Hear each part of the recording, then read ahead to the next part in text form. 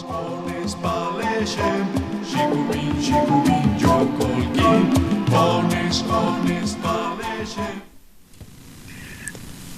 afternoon.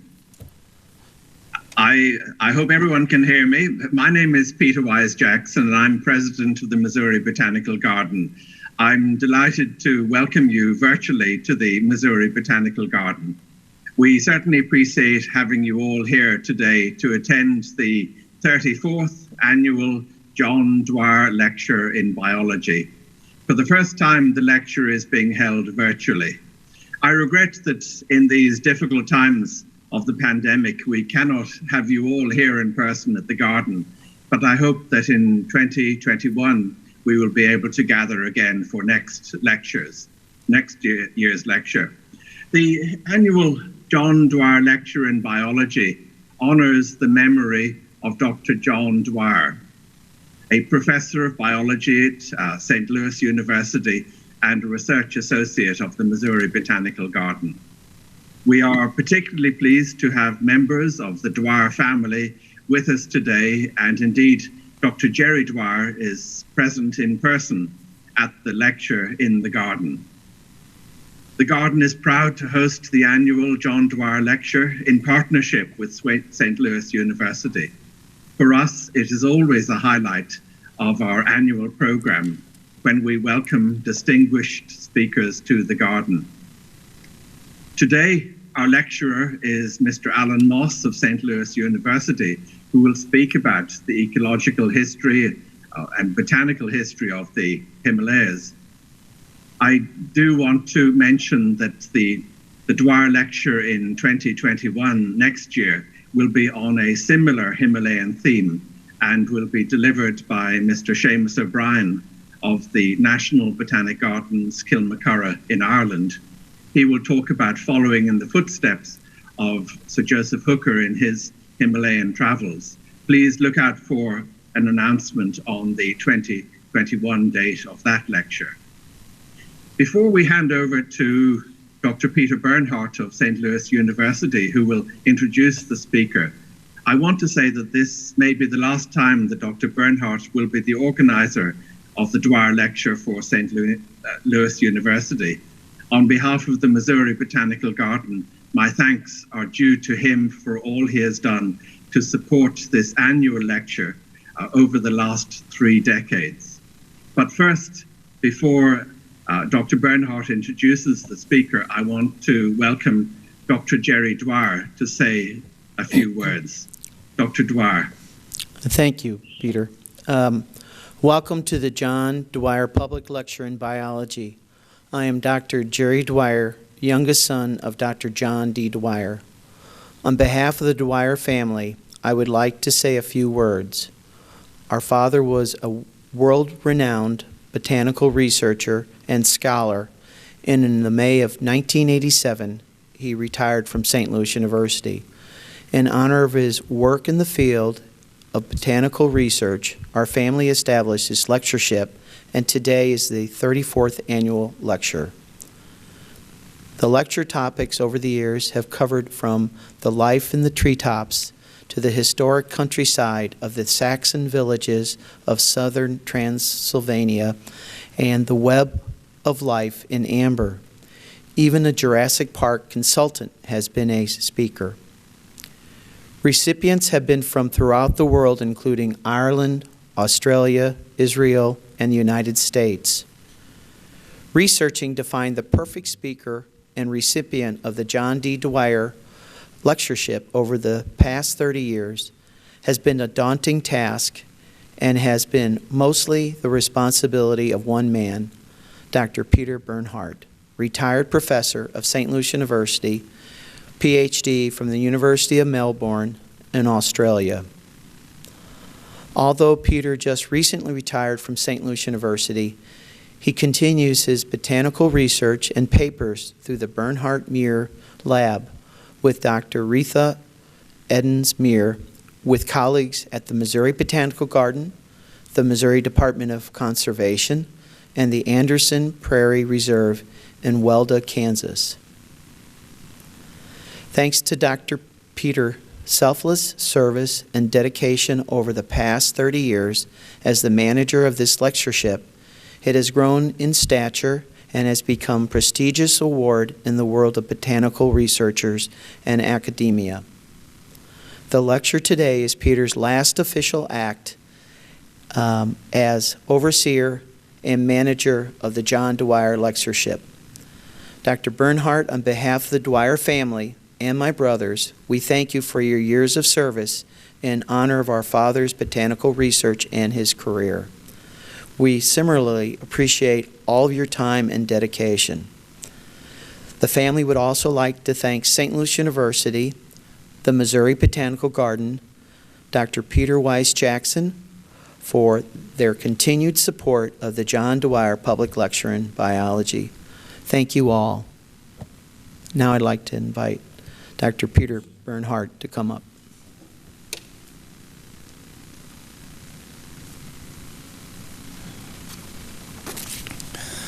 Thank you, Jerry. And I'm sure that there are people here who have been attending this lecture for the last 3 decades and are sort of going, you know, you usually have it in April. And you're right. But the times are extraordinary. And for that reason, when we decided to go virtual, I wanted something special. And it turns out that something special was what was right in my own laboratory. Today, you're going to have a chance to leave where you are and go to the Himalayas of China. And you're going with my last PhD student, Mr. Alan Moss. Alan received his undergraduate degree at Iowa State University, and even then he was working on plants and insects. But from 2012 to 2014, he served in the Peace Corps in Sierra Leone, teaching science and disease prevention. Alan wants you to know that for the last 8 months of his service, it was punctuated. Sierra Leone suffered from the largest Ebola outbreak in history. So perhaps this is timely. In his spare time, Alan fosters rescued dogs and trains them to be therapy animals. He's also an inveterate rock climber, something, as you will see, comes in well here. So, without further ado, let's introduce Alan Moss and his talk, The Amazing Diversity of Bumblebees and Their Wildflowers on Yulong Mountain. Alan. Hello, everybody. Thank you so much. Peter, and then Jerry, and then Peter again, or a different Peter. I am so honored to be here and to be able to give this talk. I've been coming to the Dwyer lecture for the last few years that I've lived in St. Louis, and it's always been wonderful. So I count myself incredibly honored to be named among all the distinguished speakers that have given this talk in the past, and I really appreciate it. But today we're going to be talking about the Himalayas. We're going to be talking about a region that is incredibly biodiverse, a region where high-flying insects work hard to sustain this biodiversity at the top of the world. The region we're traveling to is in the Himalayas, and it is one of the most biodiverse places in the world, with a hotspot for biodiversity. So this region is one of the only temperate hotspots for biodiversity found outside of the tropics, making it extremely unique. Specifically, we are traveling to southwestern China, to Yunnan province. It is on the very eastern edge of the Himalayas. Contained within Yunnan is the Three Rivers region of Yunnan, which is a UNESCO World Heritage recognized site, mainly recognized for its amazing biodiversity of flora and fauna. This is also the story of how a kid from rural Iowa who did his undergraduate degree studying corn genetics ended up hiking around the high peaks of the Himalayas, catching bumblebees and studying their diversity. That story begins with Dr. Peter Bernhardt and Dr. Zhongxing Ren. While Dr. Zhongxing Ren was a postdoctoral researcher in Dr. Bernhardt's lab here in St. Louis, and upon returning to China, he resumed his research at the Kunming Institute of Botany. Now, the Kunming Institute of Botany is located, unsurprisingly, in Kunming, which is the capital of Yunnan Province. It is a major research institution, producing a lot of notable works, and it also contains a botanical garden not too unlike the one we have here at the Missouri Botanical Garden. And that's where I come in. As Peter mentioned, I was a Peace Corps volunteer from 2012 to 2014. I have pretty extensive experience because from that, living and working abroad. On the right here, you can see my beautiful host family who were with me during the 10 weeks of training that all Peace Corps volunteers receive. Dr. Zhongxing Ren invited me to come to China, and this was a really significant invitation. I was one of the first international researchers to go there, among Peter and some other researchers, so I was incredibly honored for this opportunity. And since then, for the last 4 years, we've had a really productive working relationship, and he's been an incredible mentor and research partner. My research for my first year was funded by the National Science Foundation, specifically through the East Asia and South Pacific Summer Institutes Fellowship. Now, this is an amazing program which has unfortunately been discontinued in the last 4 years, but I'd like to point it out because it's a really unique experience being a fellow in this program because the National Science Foundation will fund you, but the Chinese Academy of Sciences will train you. They'll train you in language, culture, and they'll give you historical lessons. And the real aim for it is to better integrate American and Chinese scientists and create these early on partnerships and relationships that will hopefully be sustained career long. So it's a really special program. It was discontinued, and I really hope in the next 4 years that they decide to reinstate it. But that requires funding science. I was incredibly welcomed with everybody that I met in China. I was blown away by their hospitality. That was the most surprising thing, honestly, going to China. I never expected this. Everybody from the staff to the graduate students to the driver, who up on the upper right-hand corner you can see me with. We had a particularly strong relationship, me and our driver. We both appreciated and bonded over our mutual love of food. Yunnan Province has perhaps some of the best cuisine in the entire world. It really reflects the diversity of plants of the region, and just looking at these photos makes my mouth water. If you ever get a chance, I'd highly recommend traveling to Yunnan Province after COVID-19 is over. So, despite being born on opposite sides of the earth, Dr. Zhongxing Ren and I had fairly similar upbringings. We both grew up in a rural setting, in or around farms, though Dr. Zhongxing Ren is a member of the Bai ethnic group, and they have a rich tradition of passing on botanical knowledge from generation to generation. This, unfortunately, is not typical in America. We, unfortunately, in America, suffer from a real lack of botanical literacy.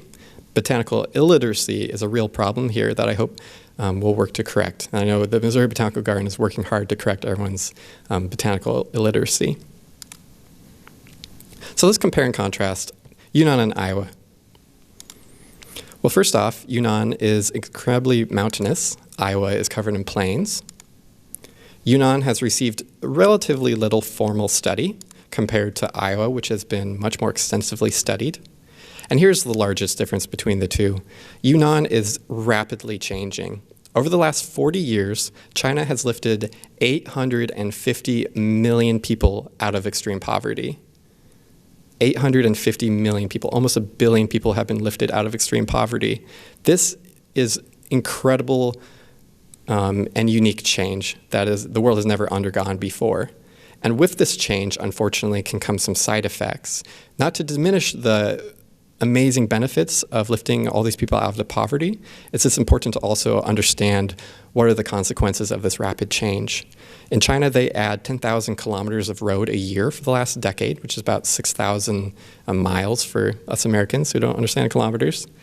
And along with these rapid changes, we're going to see some real significant impacts on their natural systems.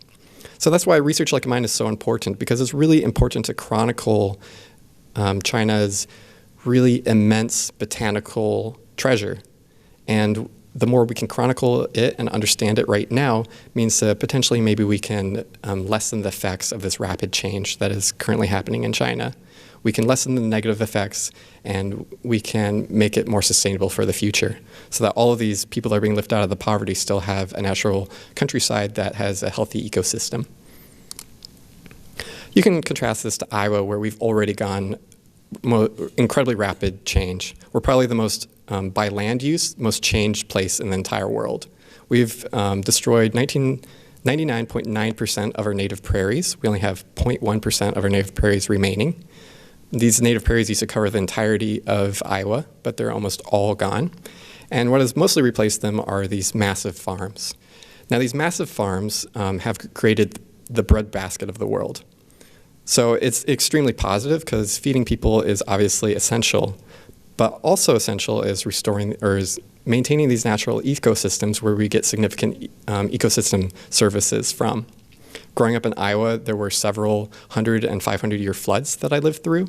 We had the dirtiest waters in America growing up, and the runoff from fertilizer runoff is a major problem in Iowa. So there's a lot of benefits of change, but it can also have some negative impacts, and it's really important that we understand both of them so that we can minimize the negative effects and maximize the positive effects. We'll talk a little bit more about demographics. Yunnan has almost 46 million people. I should note that it's about 3 times the land area of Iowa, so it's a bit larger. But Iowa has about 3 million people, so we're clearly a lot less dense in Iowa. And as far as diversity is concerned, Yunnan is incredibly diverse with their ethnic groups. They're one of the most diverse places in the world when it comes to ethnic minority diversity, while Iowa is one of the whitest places in America. And though it's changing some. Let's talk about the 2 things they share. Well, I can tell you as an Iowan that we have a deep appreciation of the hard work that farmers do.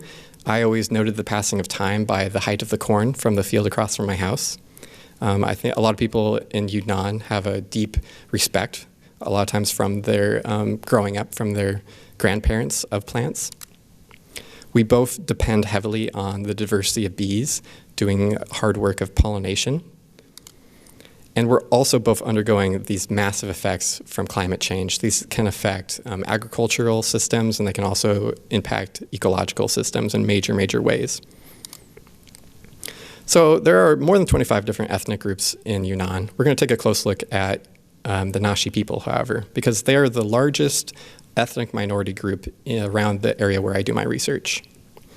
So the Nashi people, along with some of the other ethnic groups in the area, have a summer festival every year called the Torch Festival. I had the great luck of being there for 2 of the 3 Torch Festivals while I was there. And in addition to that, this photo, you can also see the mountain where I do my research, which is right behind. The Nashi people are known for their beautiful mosaics. They're also the only culture that still uses a hieroglyphic language to this day, which is pretty cool. So the mountain where I do my research is Yulong Mountain, which is just north of Lijiang, which is about a day's travel away from Kunming, which again is the capital of Yunnan province. Yulong Mountain, also called Jade Dragon Snow Mountain, which I think we can probably all agree is one of the coolest names for a mountain ever, plays a central role in many of the local cultural religions. And it really plays a central role in several of their religions, and it's of immense cultural importance to the people there. Economically, it's also incredibly important. Lijiang is largely a tourist city, and Yulong Mountain brings in a huge amount of tourism every year. People come from all across China to visit this area for staggering beauty and amazing history. A lot of the plants on Yulong are used for traditional medicines. And while we use traditional medicines in America as well, we don't use nearly as many traditional medicines as they use in China. A lot of people in China will have a medical doctor, but then they'll also have a person that they go to for their traditional medicine needs. So they're incredibly diverse, and they're dependent on the diversity of plants on this mountain. Yak herding is also dates back more than 2,000 years on Yulong Mountain. These are domesticated yaks. This is what one of the studies that I did focused on the impacts of yak herding. It was unfortunately, I wasn't able to finish that research because of a drought, but I hope to come back someday and finish that research because yaks probably are, in small amounts, maintaining the biodiversity on this mountain. Yaks prefer eating grasses, which means that showy flowers can come into the areas where the grasses have been eaten away. However, yak herds have been increasing a lot in the previous years, which correlates pretty tightly to the increases in populations. And these these herds, which are becoming quite large, can be really destructive because in large numbers, yaks will eat pretty much everything. Yulong Mountain has a beautiful field station, which was built in collaboration with Kew Gardens in England.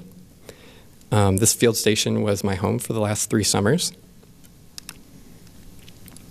Now let's talk a little bit more about how all of this biodiversity came about in the Himalayas and this region. To understand how this biodiversity came about, we need to first look at a topographical map of the Himalayas. In the upper left, you can see where the Himalayas start in Tajikistan and Afghanistan. And they continue in a nice curving, neat line that continues on until we reach Yulong, where things get a little bit wavy. Flying above this region, you'll see row after row after row of mountain range stretching as far as the eye can see. And when I'm always looking down at this, flying above it, I always imagine in my head the riffles on a potato chip. So this landscape is incredibly varied and heterogeneous. And we can contrast that to an area like Iowa again, which is incredibly homogeneous. So a heterogeneous landscape is very varied. So if you walk a single mile in this region, you'll likely have to go up pretty hard terrain, and you'll find all kinds of different habitats. You'll find all kinds of different plants and animals.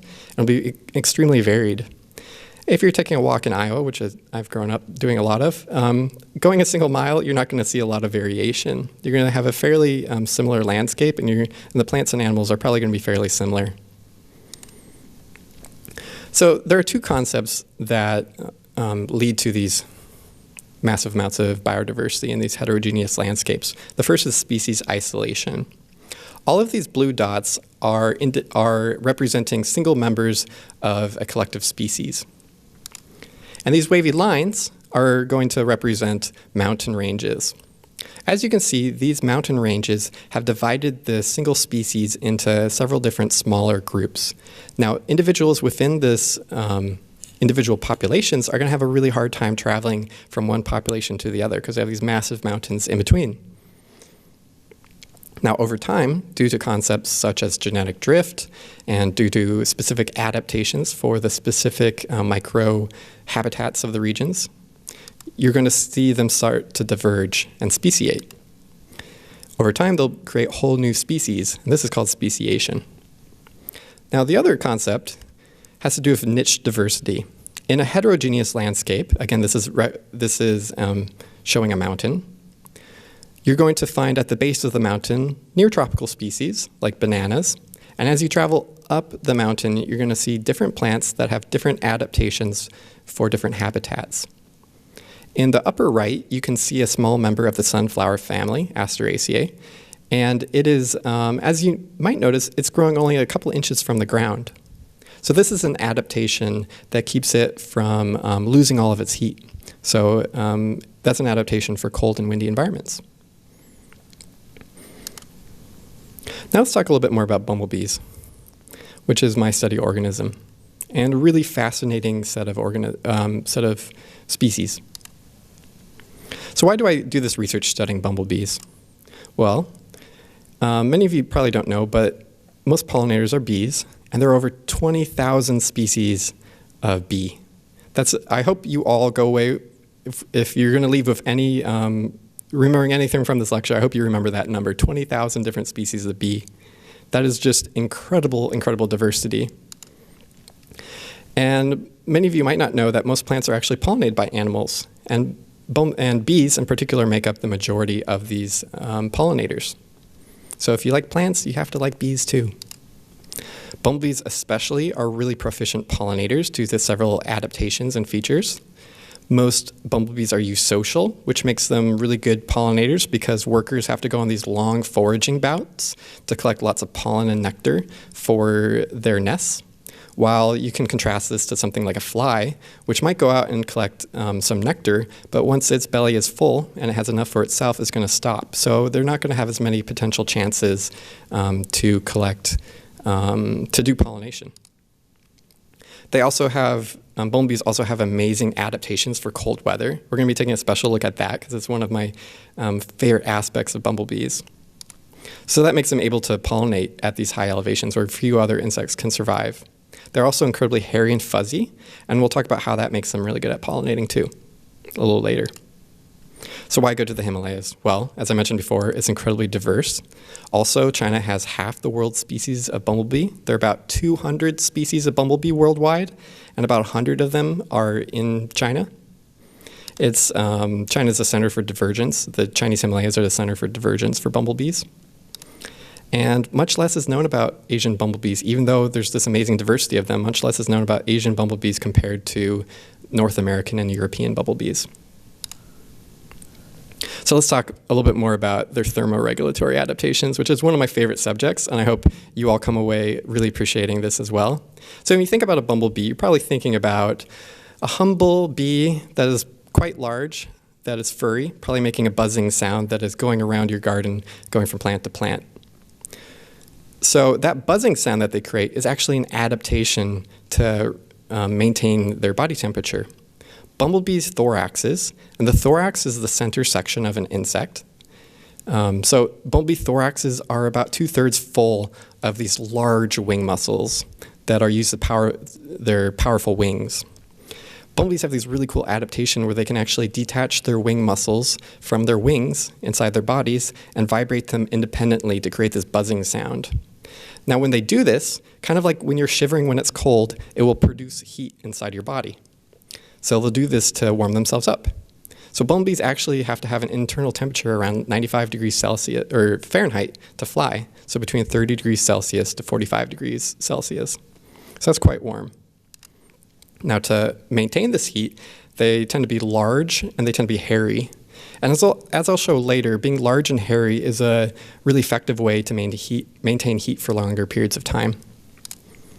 Finally, they have a dark spot right above where those big wing muscles are on their thorax, and they have dark wings. Having dark wings has been shown in other insects, such as dragonflies, to be a thermoregulatory adaptation because it helps absorb more heat from the sun. So you can kind of think of this like a roof that is black compared to a roof that is white. A black roof, as you probably understand, is going to get a lot hotter during the summer because it's absorbing more heat from the sun. The same is likely true for these dark spots above the thoraxes of bumblebees.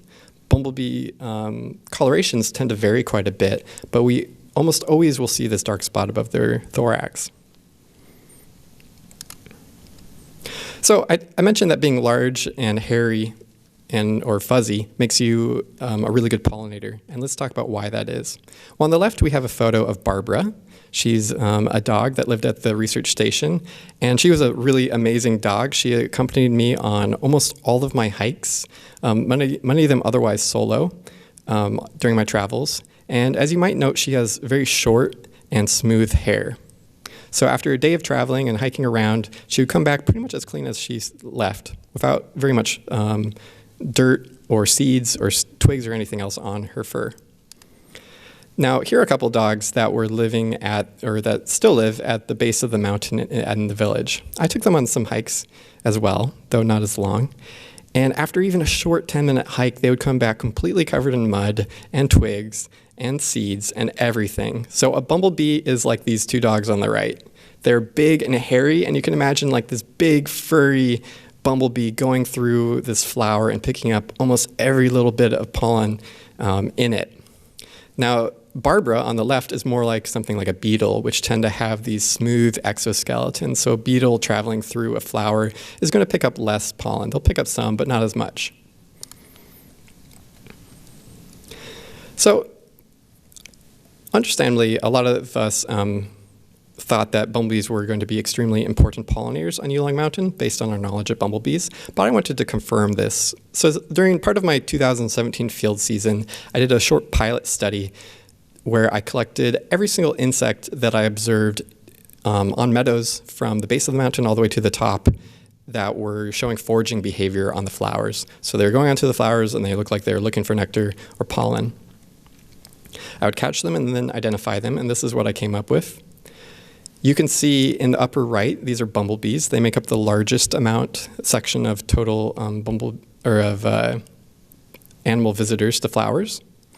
The two below it are also bees, honeybees, Apis cerana, which is a native honeybee to the region. And then the gray portion is small bees. So that makes up about 60% of the total visitors to flowers. The next 30% is made up of a combination of different types of flies, who also have a thermoregulatory adaptation for cold weather. Instead of the ones that bumblebees have, flies have what is essentially antifreeze in their hemolymph, which is basically bug blood. So they have this antifreeze that means that they don't freeze during the winter when it's really cold. And the rest is made up of butterflies and moths. And there's an amazing moth diversity on Yulong Mountain. I didn't do any field studies at night on the mountain, but that would be a really interesting area of future research. So again, as I mentioned, bumblebees are incredible pollinators. So not everything that visits a flower is actually a pollinator. It might be visiting the flower but not actually performing any sort of pollination service. But bumblebees are usually pretty good pollinators, which means they're probably making up a larger section of the total pollination that happens on the mountain. So this probably underestimates their importance as pollinators. All right, let's talk a little bit more about what Yulong Mountain actually looks like on the ground and what the vegetation looks like. Hiking around Yulong, you'll notice that it's almost entirely covered in dense forests, which are made up of different species of pine and oak. On the left and right, you can see two different species, or you can see two of the same species of oak, and these look a lot different than probably the oaks that you are used to if you're from America or North America. So they look a lot different. So then you also see large and small meadows, and these meadows tend to form in areas where the trees cannot grow. So, for example, they grow in areas where water will drain to. So all of these different flowers have adaptations that allow them to grow with incredibly wet soil. If you step through this page straight into this meadow, which probably looks fairly similar right now as it does when I took this photo 2 years ago, your foot would probably sink in a foot or so because though it's very soggy and wet. This is another photo that pretty well illustrates this phenomenon. So here you can see that the steep sides of these mountains are almost entirely covered in forests. And between the mountain peaks, you'll notice that there's a little bit of green peeking through, light green that shows a meadow. Meadows also exist in areas where it is too cold and windy for trees to grow. So here you can see the tree line, and the plants in these meadows tend to be a lot more sparse, and they tend to almost all be very low growing within a few inches of the ground. But you'll still find, even on the top of the mountain, bumblebees. Another phenomenon of Yulong Mountain is a concept called species flocks. This is where you have several members of the same genus coexisting in the same area. One notable genus of this is Pedicularis, or lousewort. Here are three examples of that. In the lower left, you can actually see a little bit of white peeking through. That's the reflection of water. So these Pedicularis are growing straight out of water, which is an incredible adaptation. In the lower right, you have my favorite plant on all of Yulong Mountain. This is Pedicularis rex, and they have a really cool adaptation for the wet monsoon season. At the base of their leaves, where I have this arrow pointing, you can see that there's like a little cup has formed. So water will actually start to accumulate in these cups and form moats, just like the moat around a castle. So this watery moat will keep crawling insects from crawling up the plant and getting at the flowers. A really, really unique adaptation for these wet environments. Primula is also incredibly, is a very diverse group or genus on the mountain. I've never seen an ugly Primula. and they're of intense historical interest in Western Europe and in America. So I thought I'd share that with you all here today. Bumblebees are also incredibly diverse on the mountain. Over my 3 summers in China, I've found 14 different species of bumblebee. I've underlined the 2 that are by far the most abundant, however, Frisianus and lepidus, Bombus frisianus and Bombus lepidus. Try to remember those 2 names. They're going to definitely come up later. And between these 2 species alone, they have been more than half of all of the bumblebees I've collected have been from these 2 genuses. So they are by far the most dominant bumblebees on the mountain. So imagine you're in the predicament of a bumblebee. Imagine that you are in a house and you have to share it with 13 other people.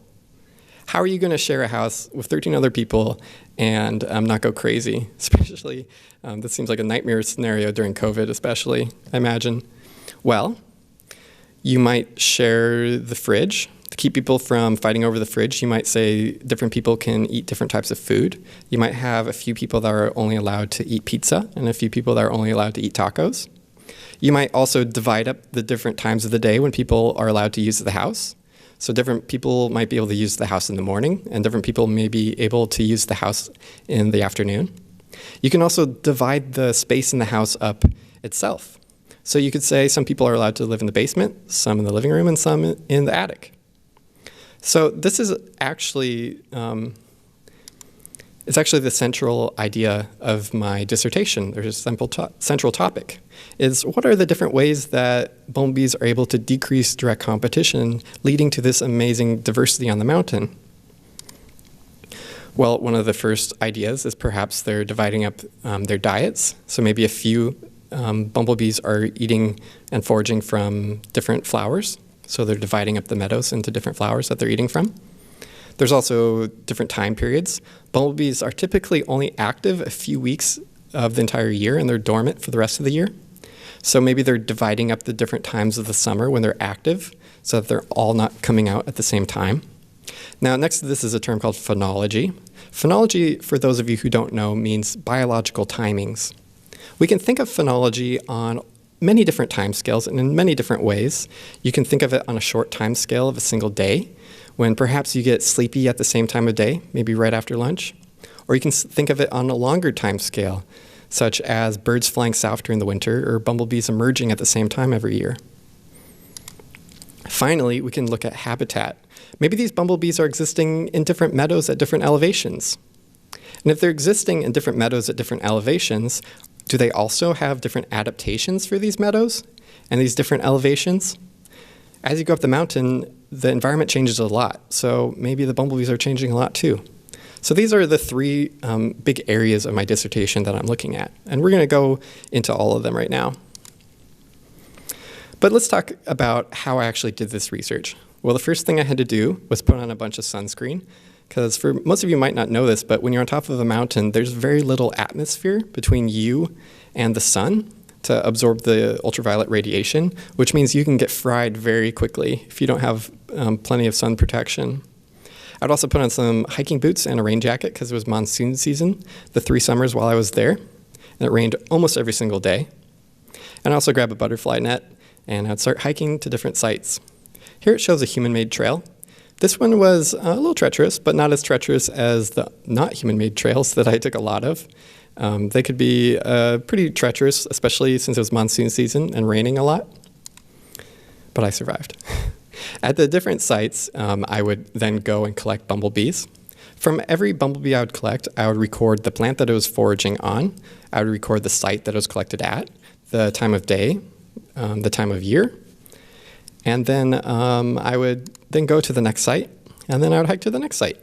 And I would keep hiking, and I would go to almost all of my sites over the course of a week. After a summer of collecting, this is what some of my collection would look like. This is from 2017. And while it might pain many of you to see a whole bunch of dead bumblebees, if you are like me, then you have a great appreciation of bumblebees and you hate to see them dead. However, I think it's really important to point out why this research is important and the wealth of information that we're getting from every one of these single bumblebee specimens. So from each one of these specimens, as I mentioned before, we have a snapshot of the time of day it was caught, the time of year, the different site it was caught at. We know the species of bumblebee that it is.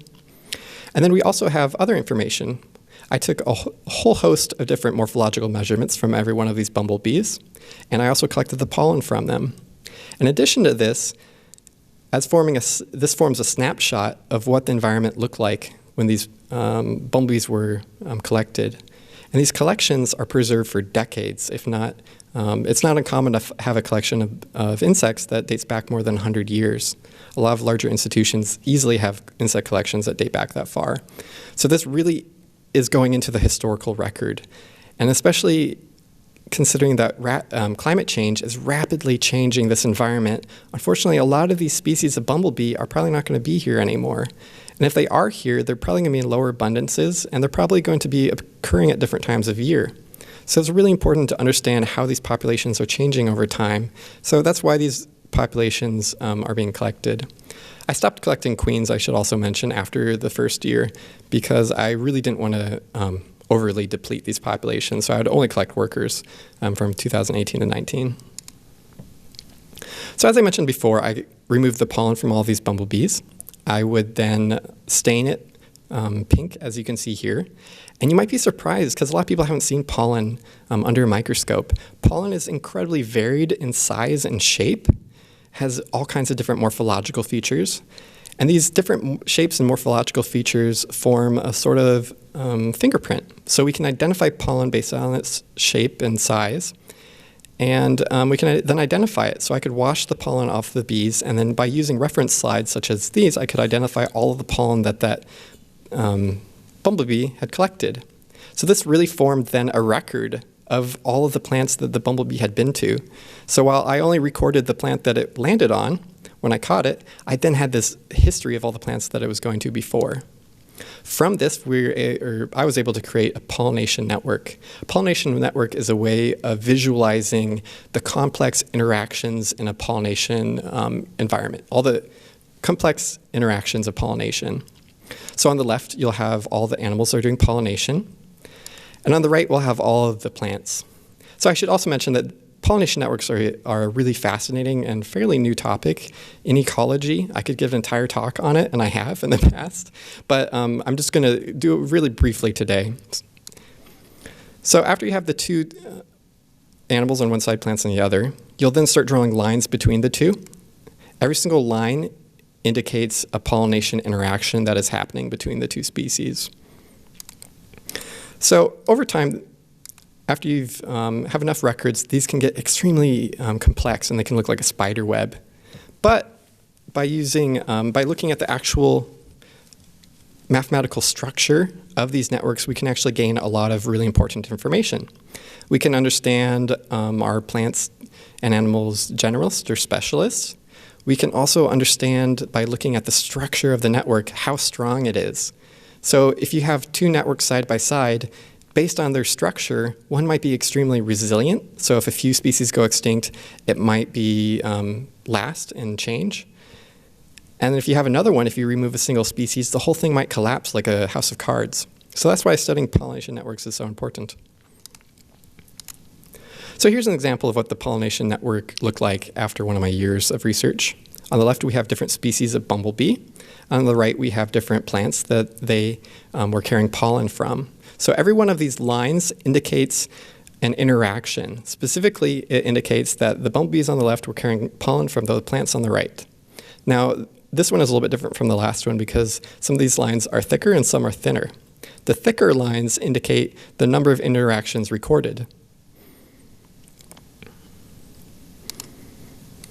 So, we'll go back here. So looking at this, it can look like a little bit of a mess, but we do tend to see a few patterns. One, most bumblebees tend to be very generalist. As you can see, most of these black lines for the bumblebees tend to veer off and go to several different flowers. So bumblebees in general are not very picky eaters. And the plants here also tend to be pretty generalist. They don't tend to have a single bumblebee species going to them. They tend to have several. So we've learned that from this network. We also can, by looking at it, we can see that there's some overlap between Frisianus, Bombus frisianus, and Bombus lepidus, which are the two largest black lines on the left. But there's some overlap in the plants that they go to, but they do tend to go mostly to different flowers. So they do seem like they're dividing up the fridge, as it were. So as far as diet is concerned, they definitely are splitting up, or this seems to indicate that they're splitting up their diets. So this might be one of the ways that they're decreasing competition between bumblebee species. The next one we're going to look at is time and phenology. So this is what is going to be what is called a box plot or a box and whisker. On the left, you have Bombus species, which are in reverse alphabetical order. So those are on the y-axis. And on the x-axis, we have different points of time, which stretch from June to early September. Now, these boxes that I'm about to show you are going to show the time periods during which these different bumblebee species were most abundant. So there's a lot of information on this graph, but we're going to take a close look at these two species, Bombus lepidus and Bombus frisianus, which are the most abundant of all the species on the mountain. So as you can see, there's some overlap when these two species are active. The two boxes overlap some. But if you take a closer look at the data, you'll notice that there is a significant trade-off between the two. Bombus lepidus tends to be active earlier in the summer, especially early July, while Bombus frisianus is much more active in later July, and their season tends to extend a lot longer into the summer. So these two dominant species seem to be definitely sharing, or this seems to indicate that the two species are dividing up the time of year when they're most active, which is likely an adaptation for decreasing direct competition. So this seems to indicate this point as well. All right, the last one we'll look at is habitat. So as I mentioned before, at different elevations, you'll find all kinds of different environments. As you go higher up a mountain, it tends to get colder, which happens at a pretty reliable rate. In fact, elevational gradients are a very common point of study for ecologists because ecologists tend to be lazy and they don't like to travel over hundreds of miles to see different types of habitats. If you're on a mountain, you only have to travel a few hundred meters to see all kinds of different habitats. So it makes research a lot easier. Ecologists are not actually lazy. That was a joke. It's really hard doing ecological research. It's a lot of work, 7 days a week, all day, all throughout the summer. Anyway, so let's take another look at a box plot. On the left, again, we have the y-axis is identical to the last one, has different species of bumblebee. And on the x-axis, we have elevation, specifically meters above sea level. At the base, far to the left, you have 2,700 meters. This is near the base of the mountain. 2,700 meters, I'll point out, is the base of the mountain, but it's still extremely high up. The first week every summer when I would go out there, I would get winded after a short walk at this elevation. There's not a lot of oxygen, so you can get tired really quickly. And the base of the mountain is at about 3,400 meters, which is very high up. There's very little oxygen at that elevation. For those of you who understand feet better, that's about 13,000 feet. So that's a decently tall mountain. And of course, I didn't study all the way to the peak at the highest mountain highest part of Yulong Mountain, because that was extremely high up. So looking at this, we again have boxes which indicate when each of these individual species was most abundant, or at what elevation it was most abundant. Again, we'll look at Bombus lepidus and Bombus frisianus, the two most abundant species. And here we see a much more of an overlap than we did in the last box plot. So these two species seem to be most active at pretty much the same elevations. Bombus lepidus may be a little bit higher up, but there's not a significant difference between the two species. In fact, most species of bumblebee tend to be most active in these middle elevations, which is pretty impressive because when you're looking at a mountain, you might expect the higher you get up, the fewer amount of different species you would get, because it tends to get more and more inhospitable the higher you go. However, bumblebees are amazingly adapted and they love the cold weather. So they love being at these middle elevations. Also point out 3 species that I only found at the lowest elevation. So these are probably species that are living in the plains between the mountains. And they're probably dipping their toe into being mountain species, but they're only traveling to the very lowest meadows on these mountains.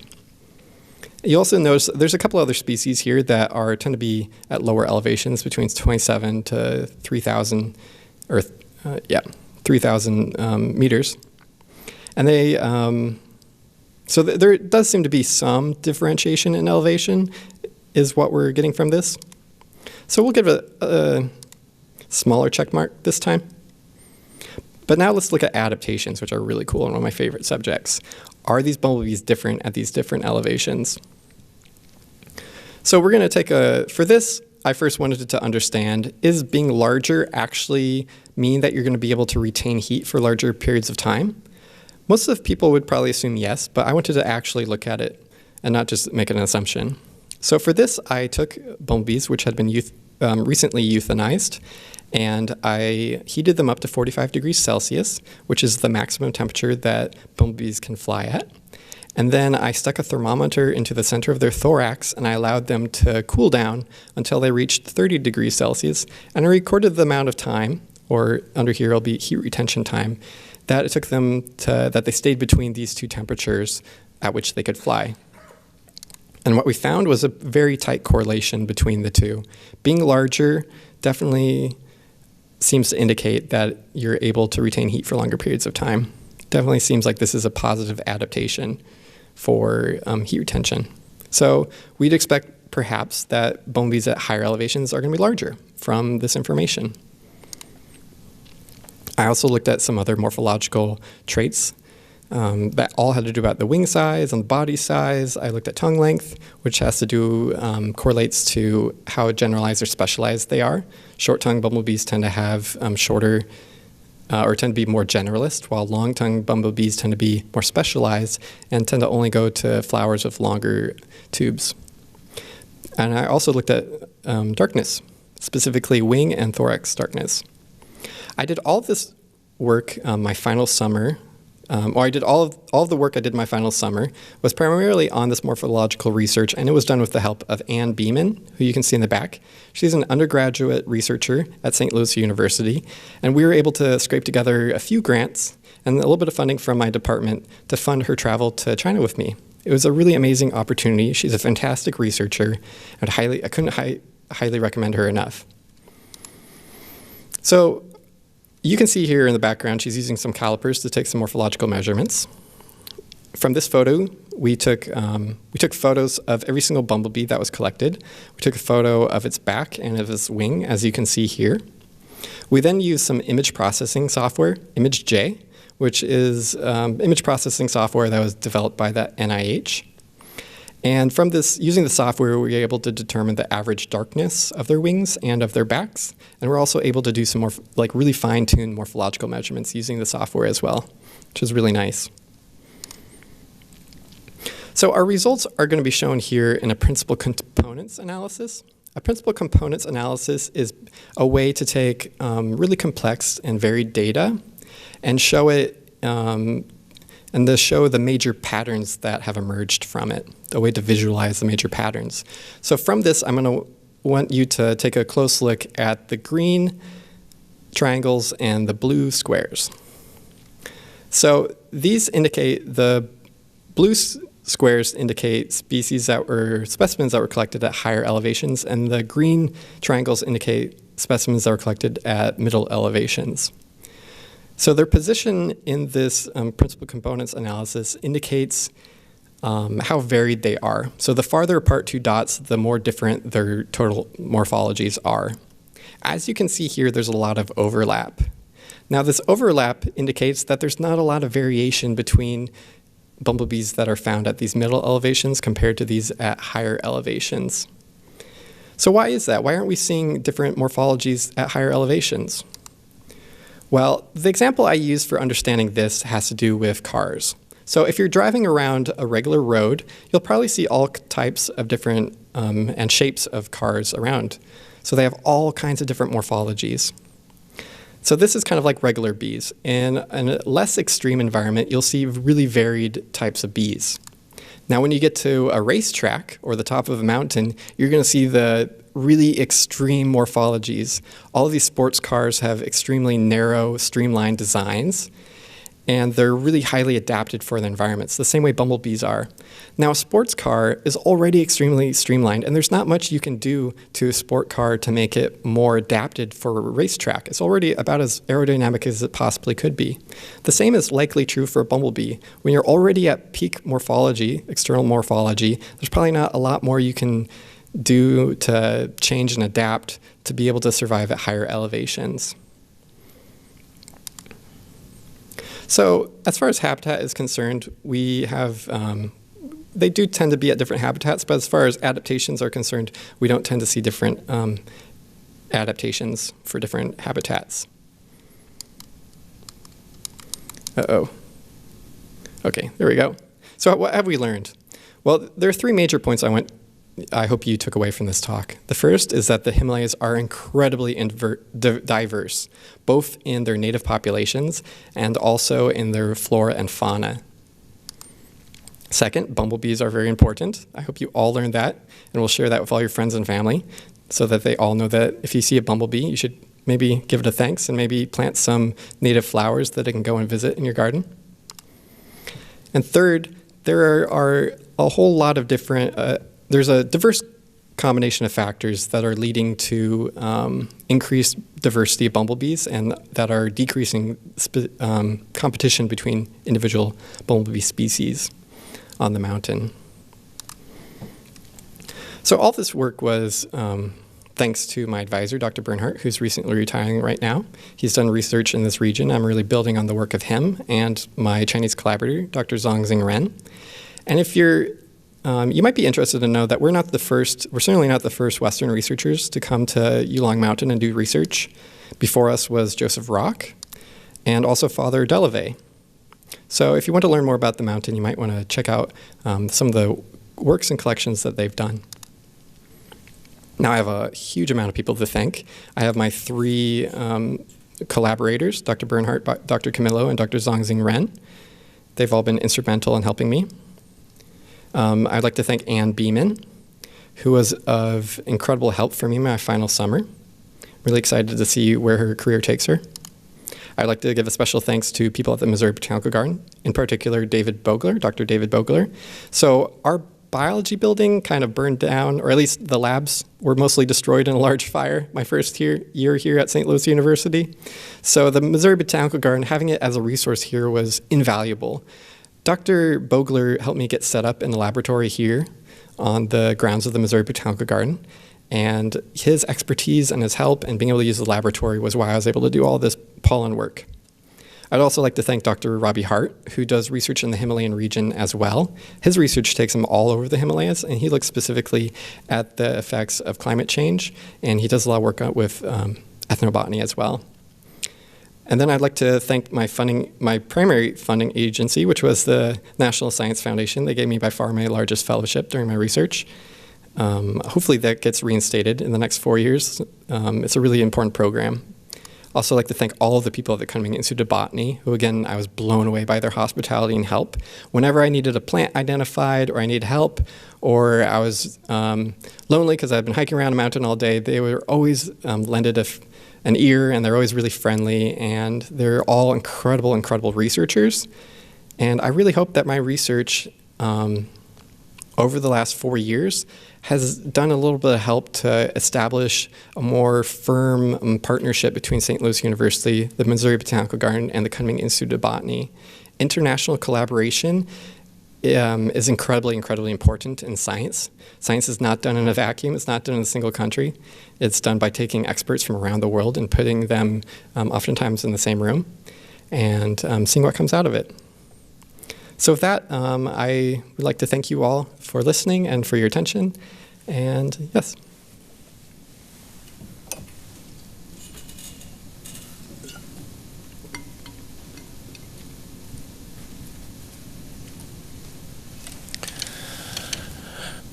We will not have a Q&A for this because this will be up on YouTube, and there will be a comment section which Alan will be happy to answer. In conclusion, I'd like to thank you all for coming to the Dwyer Lecture under these unusual circumstances. I would also like to say, at the end of 3 decades of working on the John Dwyer Public Lecture in Biology, I am an enormously privileged individual, considering the people I've met, the talks I've heard, and the generosity of the Missouri Botanical Garden and, of course, the Dwyer family. Although I am retired from St. Louis University, I think it's entirely appropriate to say that St. Louis University thanks both the Missouri Botanical Garden and the Dwyer family for all their support. And don't worry, come April, we will have a new organizer. It will be Dr. Allison Miller, who was both a professor of biology of St. Louis University and also a researcher at the Danforth Center. Hope to see you all in April when we will return to the Himalayas. Thank you.